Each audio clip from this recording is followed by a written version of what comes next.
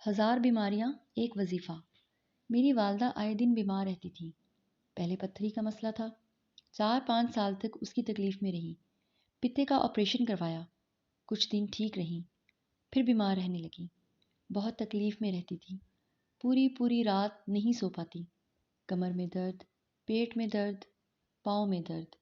نماز پڑھنے کا دل بھی نہیں کرتا۔ نماز پڑھنے کی بہت کوشش کرتی، لیکن پڑھتے پڑھتے سر درد، بے چینی ہونے لگتی۔ ہر تھوڑے دن بعد والدہ کی بیماری بدل جاتی اور نئی بیماری شدت اختیار کر لیتی۔ سارا ہی گھر والدہ کی حالت سے بہت پریشان ہو چکا تھا۔ سمجھ میں نہیں آتا تھا کہ کیا کریں۔ ہر طرح کے ڈاکٹروں سے علاج کروا لیا تھا۔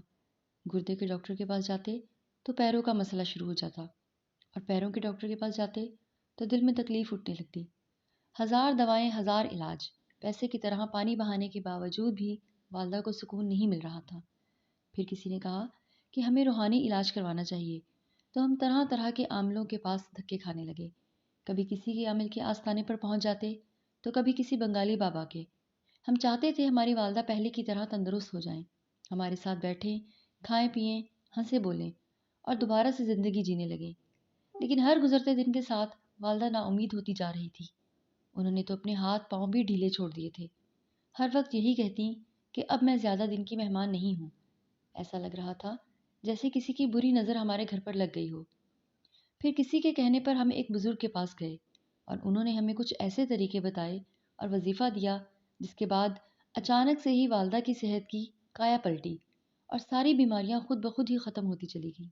نہ ہی ڈاکٹروں کی لائنیں لگانی پڑیں اور نہ ہی دواؤں کا ڈھیر نکلنا پڑا۔ بس میری والدہ نے ان تمام چیزوں کا اہتمام کیا جو بزرگ نے بتائی تھی، اور اس کے بعد سب کچھ ایسے ٹھیک ہو گیا جیسے کبھی انہیں کوئی بیماری تھی ہی نہیں۔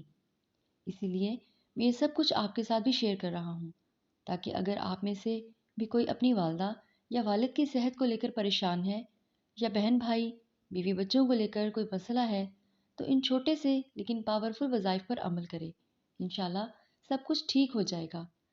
بزرگ نے ہمیں بتایا کہ پہلا کام تو یہ کیجیے کہ والدہ کے ادب کا پاس رکھتے ہوئے انہیں نماز اور تلاوت کی پابندی کا ماحول میسر کروائیں۔ باقی بیماری کا علاج جیسے دوا سے ہوتا ہے، اسی طرح مسنون دعاؤں اور کلمات سے بھی اللہ تعالیٰ بیماریوں کو ٹالتے ہیں۔ علاج کے لیے درج ذیل امور پر عمل کیجیے۔ نمبر 1، صدقہ کرنا بہترین علاج ہے۔ حدیث شریف میں آتا ہے کہ اپنے مریضوں کا علاج صدقہ سے کیا کرو۔ صدقہ بیماری کو دور کرتا ہے، اس لیے حسب توفیق صدقہ ادا کرتے رہیں۔ نمبر 2، روزانہ صبح نہار منہ 7 دانے مدینہ منورہ کی اجوا کھجور کھلائیں۔ انشاءاللہ تعالیٰ بیماری بہت جلد ختم ہو جائے گی۔